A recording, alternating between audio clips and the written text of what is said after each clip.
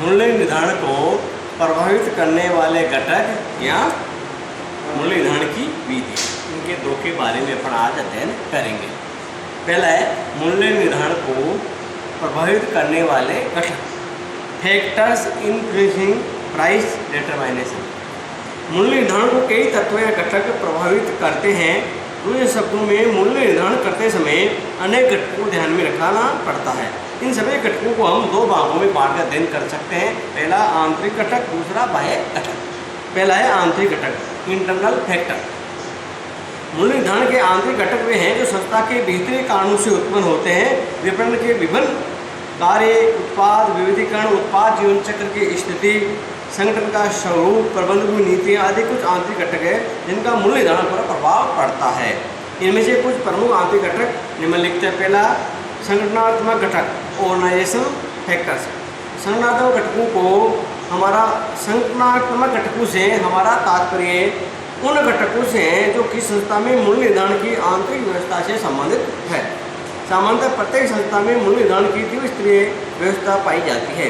प्रथम स्तर पर या उच्च प्रबंधन के स्तर पर मूल्य निर्धारण की आधारभूत व्यवस्था तैयार की जाती है तथा उत्पादों के लिए विभिन्न मूल्य विस्तार या स्तर तय किए जाते हैं। रेंज किस तरह से रेंज क्या होगी। द्वितीय स्तर पर या मध्यम वर्ग के प्रबंधन के स्तर पर वास्तविक मूल्य निर्धारित किया जाता है। इस प्रकार संस्था के मूल्य निर्धारण में आंतरिक व्यवस्था एक महत्वपूर्ण घटक है। संस्था में मूल्य निर्धारण के अधिकारों का केंद्रीकरण या विकेंद्रीकरण भी इसी प्रभावित करता है। मूल्य निर्धारण करने वाले अधिकारियों का वर्ग, जिसमें उत्पादन एवं विपणन से संबंधित विशेषज्ञ हो सकते हैं, भी मूल्य निर्धारण को प्रभावित करता है। दूसरा है विपणन मिश्रण, मार्केटिंग मिक्स। विपणन मिश्रण में मूल्य एक घटक है, किंतु मूल्य निर्धारण करते समय विपणन मिश्रण के अन्य घटकों, उत्पाद है, मध्यस्थ तथा संलग्न घटकों को भी ध्यान रखना चाहिए। इसका कारण है कि इनमें से किसी भी एक घटक में परिवर्तन होने से अन्य सभी घटकों पर प्रभाव पड़ता है। अतः मूल्य निर्धारण में सभी घटकों में होने वाले परिवर्तनों को सदैव ध्यान रखना चाहिए। मूल्य विपणन मिश्रण का सबसे बड़ा एक महत्वपूर्ण घटक है। प्रबंधक मूल्य को घटा बढ़ाकर संपूर्ण विपणन व्यवस्था को संचालित करने का प्रयास कभी कर सकते हैं, किंतु ऐसा करने से अन्य विपणन घटकों की अवहेलना होगी, फलतः अपेक्षित परिणाम प्राप्त नहीं होंगे।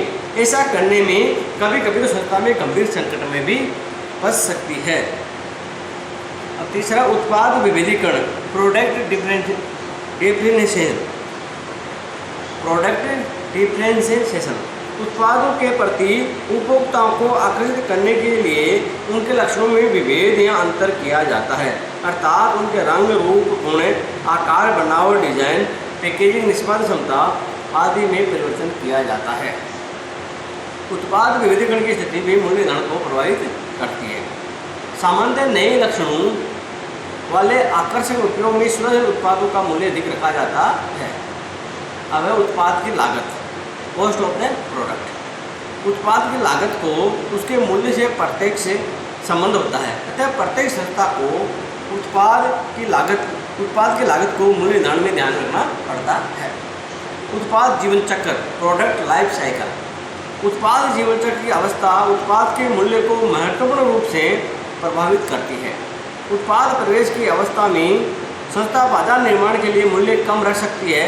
विकास अवस्था में मूल्य कुछ बढ़ाए भी जा सकते हैं, किंतु परिपक्वता अवस्था में प्रतिस्पर्धा स्थिति को ध्यान में रखते हुए मूल्यों में असामान्य वृद्धि भी की जा सकती है। पतन की अवस्था में तो मूल्य घटाने ही पड़ते हैं। इस प्रकार उत्पाद जीवन चक्र की अवस्था मूल्य निर्धारण को प्रभावित करती है। अब मूल्य निर्धारण उद्देश्य, प्राइसिंग ऑब्जेक्टिव। छठा घटक है आंतरिक घटक का। मूल्य पर मूल्य निर्धारण उद्देश्यों का भी प्रभाव होता है। उद्देश्य लाभ प्रदान, विक्रय प्रदान या यथावत स्थिति प्रदान, जिनको हमने पहले अध्ययन कर लिया है। हो सकते हैं उद्देश्य एक दूसरे से संबंधित है तथा एक दूसरे को प्रभावित भी करते हैं।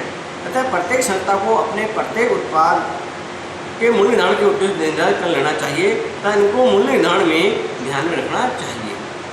सातवां घटक वितरण व्यवस्था या मध्यस्थ, चैनल ऑफ डिस्ट्रीब्यूशन या मिडल प्लेन। वितरण व्यवस्था के स्तर या मध्यस्थों की संख्या मूल्य को प्रभावित करती है। अधिक मध्यस्थ होने पर मूल्य ऊंचे रखने पड़ते हैं, जबकि कम मध्यस्थों की दशा में मूल्य भी कम ही रखा जा सकता है।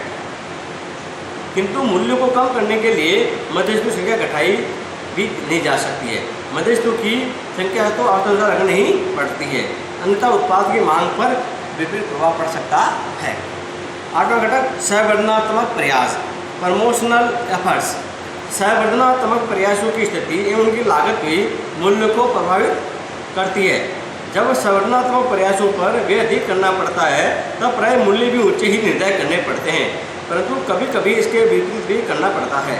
उत्पाद विशेषताएं, उत्पाद की कुछ विशेषताएं उनके मूल्य को प्रभावित कर सकती है। उत्पाद नाशवान, स्थानापन्न, वैकल्पिक, विलासिता, आवश्यकता आदि प्रकार के हो सकते हैं।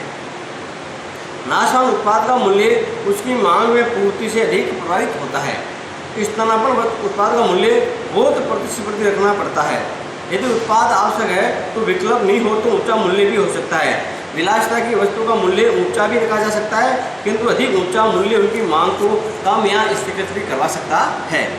अब है दूसरा बाह्य घटक, एक्सटर्नल फैक्टर्स।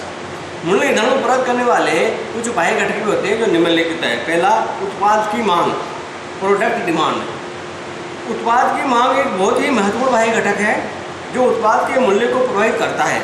मांग निम्न प्रकार की हो सकती है। लोचदार मांग, इलास्टिक डिमांड, जिसमें मांग में परिवर्तन के अनुपात में ही मूल्य परिवर्तन होता है। उदाहरण, मांग में 25% कमी होने पर मूल्य में भी 25% कमी होगी। दूसरा है बेरोजगार मांग, इनलास्टिक डिमांड की दशा में मांग घटने या बढ़ने के अनुपात में मूल्य में कमी या वृद्धि नहीं होती है। उदाहरण, मांग में 25% कमी होती है तो मूल्य में भी 10% कमी आती है। बेरोजगार मांग है, एक समान उसमें परिवर्तन नहीं होता है। तीसरा है पूर्णतः लोचदार मांग, परफेक्ट इलास्टिक डिमांड की दशा में मूल्य में पूर्णतः लोचदार मांग की दशा में मूल्य में थोड़ी सी कमी होने पर भी मांग में भारी वृद्धि हो जाती है। उदाहरण, मूल्य में 5% कमी से मांग में 25% वृद्धि हो जाती है। एक पूर्णतः बेरोजगार मांग, पूर्णतः बेरोजगार मतलब परफेक्ट इनलास्टिक डिमांड। पूर्णतः बेरोजगार मांग की दशा में मूल्य में भारी गिरावट आने पर भी मांग में मामूली सी वृद्धि होती है। उदाहरण, मूल्य में 25% गिरावट आने पर भी मांग में 5% वृद्धि होगी। इस प्रकार मांग की विभिन्न दशाओं में मूल्य पर भिन्न भिन्न प्रभाव होता है। प्रतिस्पर्धी या प्रतिस्पर्धा, कॉम्पिटिशन है कॉम्पिटेटर। प्रतिस्पर्धा का मूल्य पर सदैव प्रभाव पड़ता है। प्रतिस्पर्धी संस्थाओं के उत्पादों, मूल्यों, उनके संवर्धनात्मक प्रयासों, वितरण मध्यस्थों आदि संस्था के मूल्यों पर भारी प्रभाव पड़ता है। सामान्यतः कोई भी संस्था अपने प्रतिस्पर्धी से अधिक मूल्य नहीं रख सकती है। सामान्यतः एक संस्था को अपने मूल्य प्रतिस्पर्धी के समान या नीचे रखने पड़ते हैं। फिर क्रियता का व्यवहार है प्रकृति, बायर्स बिहेवियर एंड नेचर। क्रियता शब्द में घरेलू, व्यापारिक, औद्योगिक, सरकारी आदि कई प्रकार के क्रियता सम्मिलित है। इनके व्यवहार में प्रकृति मूल्य को प्रभावित करती है। इन सभी क्रियताओं के लिए संस्था को कई बार कई कारणों से भिन्न भिन्न मूल्य निर्धारित करने पड़ते हैं। संसाधनों की लागत, कॉस्ट ऑफ रिसोर्सेज। उत्पादों के निर्माण में कच्चा माल, शक्ति के साधन, श्रम पूंजी आदि संसाधनों की आवश्यकता पड़ती है। इनकी प्राप्ति की लागत भी संस्था के उत्पादों के मूल्य को प्रभावित करती है। अब अर्थव्यवस्था की विभिन्न अवस्थाएं, स्टेजेज ऑफ द इकोनॉमी। अर्थव्यवस्था में तेजी, मंदी, मुद्रास्फीति, मुद्रा संकुचन आदि में से कोई भी दशा हो सकती है। तेजी और मुद्रास्फीति की दशा में मूल्य अधिक होते हैं, जबकि मंदी या मुद्रा संकुचन की अवस्था में मूल्य कम रहते हैं। सरकारी नियम नीतियाँ, गवर्नमेंट रूल्स एंड पॉलिसीज। सरकार के नियम नीतियाँ मूल्य को प्रभावित करते हैं। सरकार अनेक कानून नियम बनाकर मूल्यों का नियमन करती है। अनेक आर्थिक नीतियाँ भी उत्पादों के मूल्य को प्रत्यक्ष और परोक्ष रूप से प्रभावित करती है। हमारे देश में उपभोक्ता संरक्षण अधिनियम, आवश्यक वस्तु अधिनियम, MRTP एक्ट, उद्योग विकास एवं नियमन अधिनियम, उद्योग नीति, लाइसेंस नीति, आयात निर्यात नीति आदि प्रमुख कानून नीतियाँ हैं जो मूल्य को प्रभावित करती हैं। नैतिक मूल्य, इथिकल वैल्यूज। व्यवहार में नैतिक मूल्य का उत्पाद के मूल्य पर सकारात्मक प्रभाव पड़ता है। सरल प्रभाव बहुत कम देखने को मिलता है, किंतु नकारात्मक प्रभाव अवश्य देखने को मिलता है। भ्रष्टाचार, लोभ आदि के कारण कुछ व्यवसायी कालाबाजारी, मुनाफाखोरी आदि के दलदल में फंसते हैं, उत्पादों का बहुत ऊंचा मूल्य वसूल करते हैं। ऐसे व्यवसाय का प्रभाव अंततः सभी पर न कुछ तो पड़ता ही है, अतः सामान्य मूल्य स्तर पर भी इसी ऊंचाई को छूने लगता है।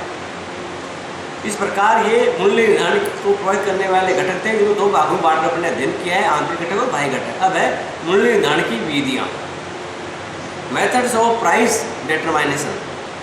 मूल्य निर्धारण की प्रमुख विधियाँ निम्नानुसार है, जिनको अपन 6 भागों में बांट कर अध्ययन कर सकते हैं।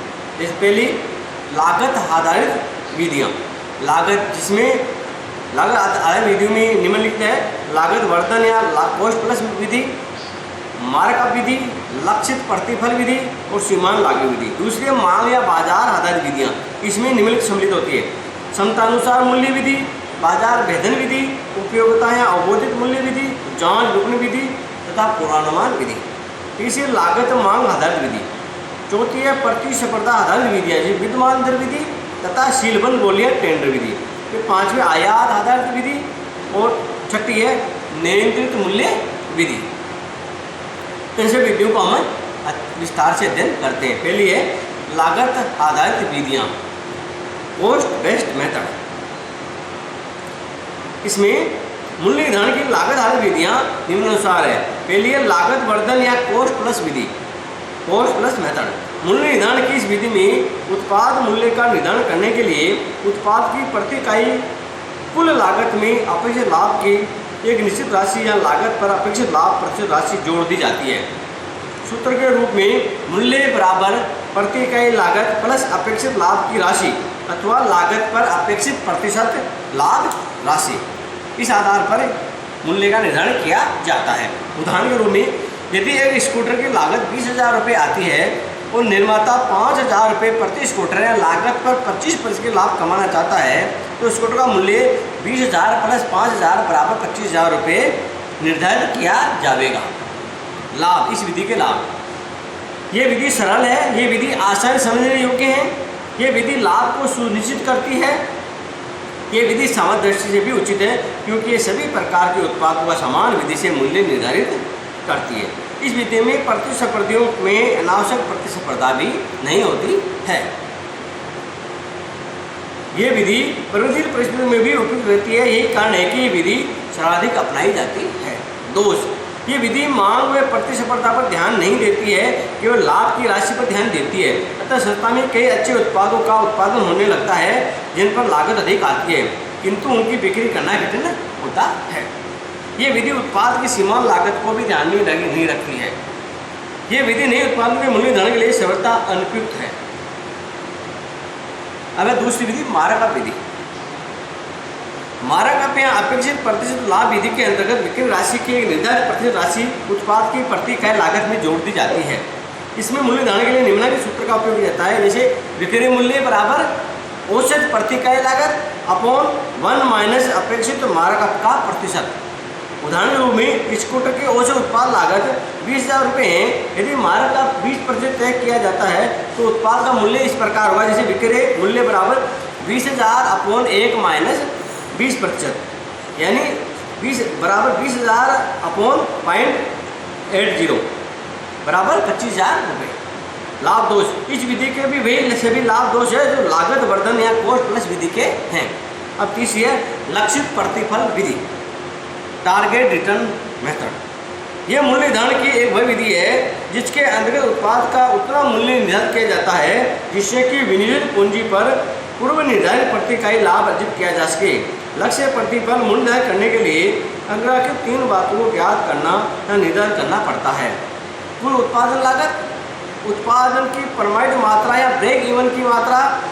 ब्रेक इवन की मात्रा वह मात्रा होती है, उत्पादन में मात्रा होती है जो किसी विशिष्ट मूल्य पर कुल आय व कुल लागत को बराबर करती है। वह अनुमानित पूंजी जो एक इकाई के उत्पादन के लिए आवश्यक है। लक्ष्य प्रतिफल के लिए मूल्य निर्धारित करने हेतु निम्न सूत्र का उपयोग किया जाता है: विक्रय मूल्य बराबर प्रति इकाई प्रत्यक्ष परिवर्तनशील लागत प्लस स्थायी लागत अपॉन प्रमाणित उत्पादन इकाइयाँ प्लस अपेक्षित लाभ दर इंटू विनियोजित पूंजी अपॉन प्रमाणित उत्पादन इकाइयाँ। इस सूत्र में से विक्रय मूल्य ज्ञात करने के लिए हम मूल्य निर्धारित करने के लिए निम्नलिखित आंकड़े मान लेते हैं, जैसे प्रत्यक्ष प्रति इकाई प्रतिशत लागत 8 रुपये है और कुल स्थायी लागत 4 लाख रुपए है। कुल प्रमाणित उत्पादन मात्रा 2 लाख इकाइयाँ हैं, और लक्ष्य प्रतिफल की दर 15% है, और विनिर्मित पूंजी 10 लाख रुपए है। तो विक्रय मूल्य किस प्रकार याद करेंगे? विक्रय मूल्य बराबर प्रति इकाई प्रत्यक्ष प्रतिशत लागत कितने रुपये? 8 रुपये। तो विक्रय मूल्य बराबर 8 प्लस स्थायी लागत इसमें कितनी है?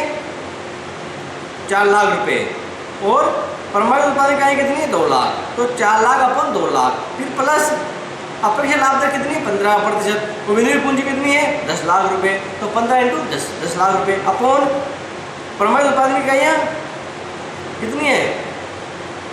2 लाख। तो इस आधार पर क्या हुआ? 8 + 2 + 3/4 बराबर 10.75 रुपये, यानी उस उत्पाद का विक्रय मूल्य होगा 10 रुपये 75 पैसा। अतः स्पष्ट लक्ष्य प्रतिफल प्राप्त करने के लिए 10 रुपये 75 पैसा प्रति इकाई मूल्य रखना होगा। लाभ दोष विधि के मूल्य करने से पूंजी पर पूर्व निर्धारित प्रतिफल प्राप्त नहीं किया जा सकता है, किंतु इस विधि से में भी उत्पादन की मांग तथा प्रतिस्पर्धा पर ध्यान नहीं दिया जाता है। अब है चौथी विधि, सीमांत लागत मूल्य विधि, marginal cost method, marginal cost pricing method. इस विधि को अनुदान मूल्य भी कहते हैं, यानी कंट्रीब्यूशन प्राइसिंग भी कहते हैं। इस विधि में उस मूल्य पर माल के आदेश लिए जाते हैं जिससे कि उत्पाद की सभी परिवर्तनशील लागतों तथा स्थायी लागतों का कुछ भाग वसूल किया जा सके। लाभ या उपयोगिता, इस विधि का उपयोग वहाँ किया जाता है जहाँ पर स्थापित उत्पादन क्षमता का पूर्ण उपयोग नहीं हो पा रहा है। ऐसी स्थिति में सोचकर कि इस मूल्य पर आदेश ले लिए जाते हैं तो कुछ न कुछ लाभ तो होगा ही। यह विधि उस संस्था के लिए उपयोगी है जो अनेक उत्पादों का उत्पादन या विक्रय करती है, और उसके अन्य उत्पादों का अच्छे मूल्य या लाभ पर बेचा जा रहा हो। ऐसा इसलिए कि किसी एक उत्पाद के न होने से ग्राहक किसी अन्य निर्माता या व्यापारी के पास न चला जाए और लाभदायी उत्पादों का विक्रय भी कम न हो जाए। जब संस्था अपने निजी ब्रांड का उपयोग कर रही हो, जब नए उत्पादों को बाजार में प्रवेश कराना हो या जमाना हो, तो बाद में उसका मूल्य बढ़ाने जाने की संभावना हो। जब संस्था बाद में बढ़ती मात्रा में माल बेचने की लागतों में भारी कमी होने की संभावना देखती हो, जब उत्पादों की मांग का मौसम नहीं हो तथा कर्मचारियों को सेवाएं बनाए रखना हो। दोष, किंतु इस विधि का अधिकाधिक उपयोग संस्था को हानि कर सकता है।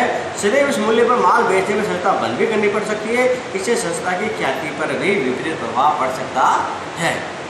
अब है दूसरी प्रकार की विधियाँ। पहली विधि लागत आधारित विधि है, दूसरी है मांग या बाजार आधारित विधियाँ, डिमांड और मार्केट बेस्ड मेथड। मूल्य निर्धारण की बाजार या मांग आधारित विधियाँ निम्नानुसार है। पहली है क्षमतानुसार मूल्य विधि, what the traffic can bear method. इस विधि के अंतर्गत उत्पादों का पहले से कोई मूल्य निर्धारित नहीं होता है और नहीं इस विधि में मूल्य निर्धारण की कोई व्यवस्थित प्रक्रिया ही अपनाई जाती है। विक्रेता उपभोक्ता की भुगतान क्षमता देखकर मूल्य निर्धारित करता है। विक्रेता वही मूल्य ले लेता है जो उपभोक्ता स्वेच्छा देने के लिए तैयार होता है। इस प्रकार विधि में विभिन्न उपभोक्ताओं से भिन्न भिन्न मूल्य वसूल किया जाता है। लाभ दोष, इस विधि को अपनाने से अल्पकाल में अच्छा लाभ कमाया जा सकता है, किंतु दीर्घकाल में संस्था की अच्छी विधि नहीं हो सकती। यही कारण है कि इस विधि को निर्माता बड़े व्यापारी तो नहीं अपनाते हैं। प्राय फुटकर व्यापारी इस विधि को अपनाते हैं, क्योंकि यदि वह भी ग्राहक को पहचान में चूक कर दे और उसकी क्षमता मूल्य न बताए तो वह ग्राहक हाथ से जा सकता है। इस विधि को वही अपनाया जा सकता है जहाँ विक्रेता एकाधिकारी स्थिति में हो। दूसरा प्रकार इसका मांग बाजार आधारित विधि का बाजार भेदन विधि, मार्केट पेनिट्रेशन मेथड। यह विधि नए बाजार को भेद कर उत्पादों को प्रवेश दिलाने वाली विधि है। इस विधि के अनुसार पहले उत्पादन का बहुत उचित या कम मूल्य रखा जाता है ताकि उसी बाजार में मांग उत्पन्न की जा सके तथा प्रतिस्पर्धा का मुकाबला किया जा सके। अब तीसरी विधि है उपयोगिता या अवबोधित मूल्य विधि, प्रिसीव्ड प्राइसिंग मेथड। इस विधि के अनुसार उत्पाद का मूल्य उतना ही रखा जाता है जितना उपभोक्ता उसकी उपयोगिता समझते हैं, अर्थात उसके मूल्य या उपयोगिता का अवबोधन करते हैं। उस सभी उत्पाद का मूल्य वही रखा जाता है जो उपभोक्ता की दृष्टि से उस उत्पाद का मूल्य होता है। दूसरे शब्दों में कह सकते हैं उत्पाद का वही मूल्य रखा जाता है जो उपभोक्ता की दृष्टि से उस उत्पाद का मूल्य होता है। इस प्रकार इस विधि में विक्रेता की लागत के स्थान पर उपभोक्ता की उपयोगिता या उसके मूल्य अवबोधन को मूल्य का आधार माना जाता है। ये मूल्य निर्धारण की एक मनोवैज्ञानिक विधि है कोई भी उपभोक्ता किसी भी उत्पाद का कितना मूल्य दे सकेगा ये उसके अवबोधन पर निर्भर करेगा। उपभोक्ता किसी उत्पाद की जितनी उपयोगिता का अवबोधन करता है वह उसका उतना ही मूल्य दे सकता है। अब जांच विपणन विधि, टेस्ट मार्केटिंग मेथड। इस विधि से मूल्य निर्धारण के लिए विभिन्न बाजारों में विभिन्न मूल्यों से उत्पाद जांच विपणन की जाती है।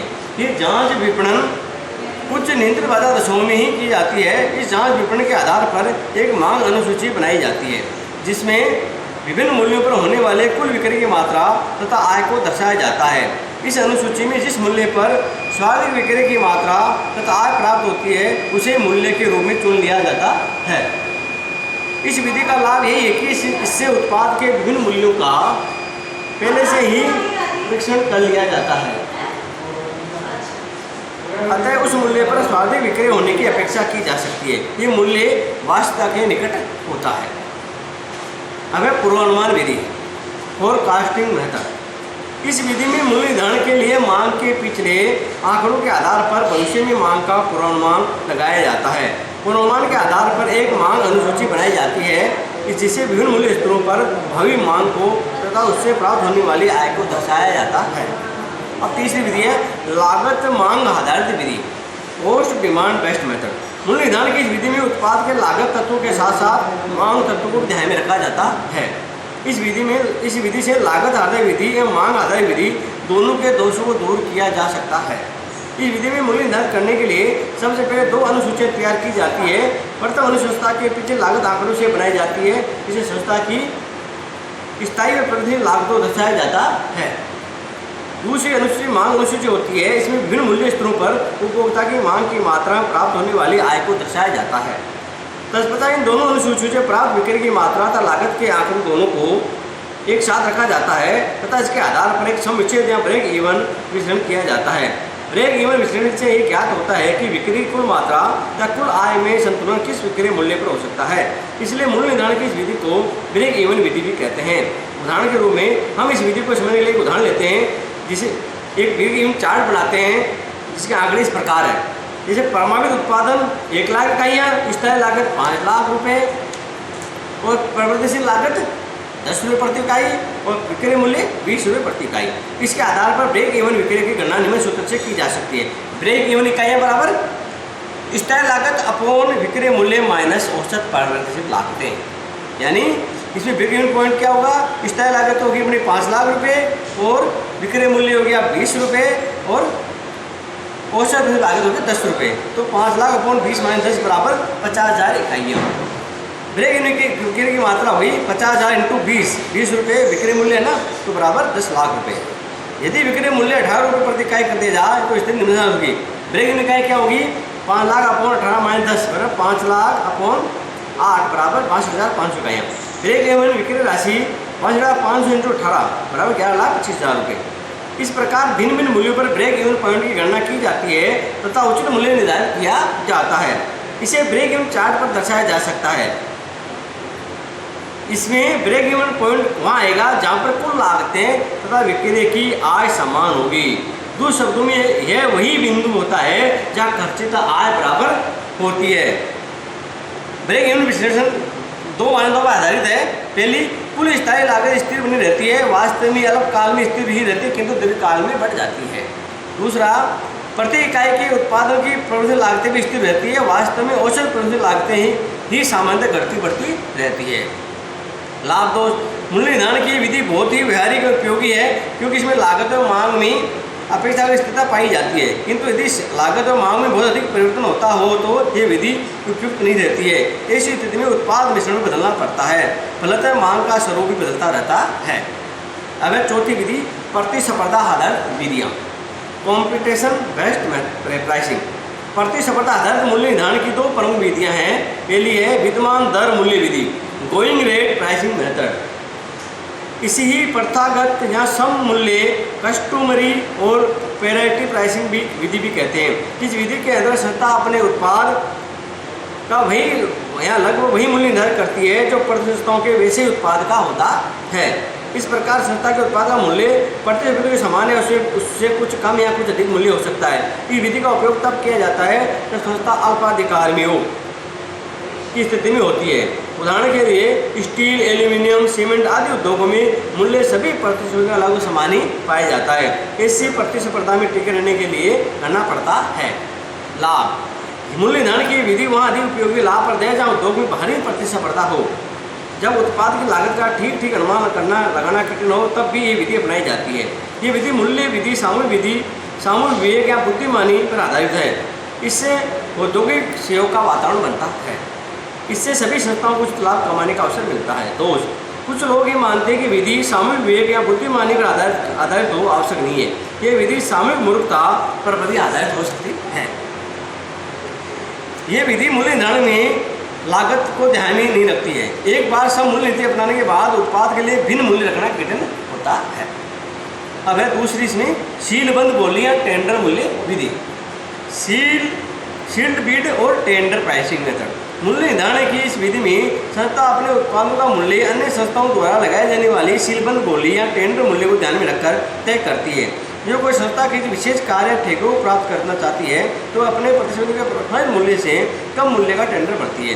किंतु कोई भी फर्म सिर्फ टेंडर में सबसे कम मूल्य या लागत में कम मूल्य नहीं दे सकती। यहाँ लागत से बहुत अधिक मूल्य रखने पड़ते हैं। रखने पर ठेका हाथ से निकल भी सकता है। अतः इन दुविधाओं के बीच संस्था ऐसा मूल्य टेंडर में बढ़ती है जिससे कि अपेक्षित लाभ प्राप्त किया जा सके। ऐसा मूल्य निर्धारण करने के लिए संस्था को प्रतिस्पर्धी संस्थाओं को टेंडर मूल्य नीति को समझना होता है।